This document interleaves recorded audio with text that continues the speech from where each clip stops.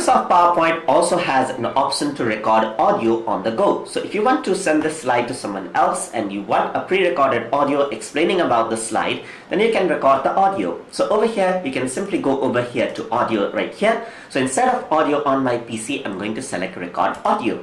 So over here, I'm going to rename this into game consoles. So I'm going to say game consoles right here.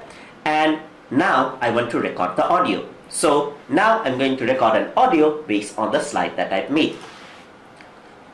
So today we're going to talk about game consoles. So now you can see that we have 4 companies which produces game consoles. Nintendo has its Nintendo Switch, Game Boy and Wii, and Microsoft has its Xbox One, Xbox 360, and of course the powerhouse PC.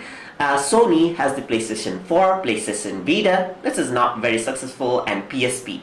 Sega may be an old company, but it is well known for its Dreamcast and Genesis. So these are the gaming consoles.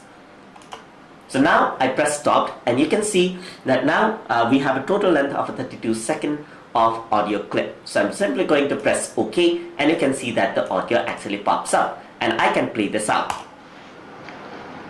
So today we're going to talk about game consoles. So now you can see that we have 4 companies. You can see that I have the audio recorded, and what I can do is I can go to playback, use the same settings in the audio. So I can play the audio only in the background. I can have no styles, hide during the show, and so forth, just like we saw in the last lesson.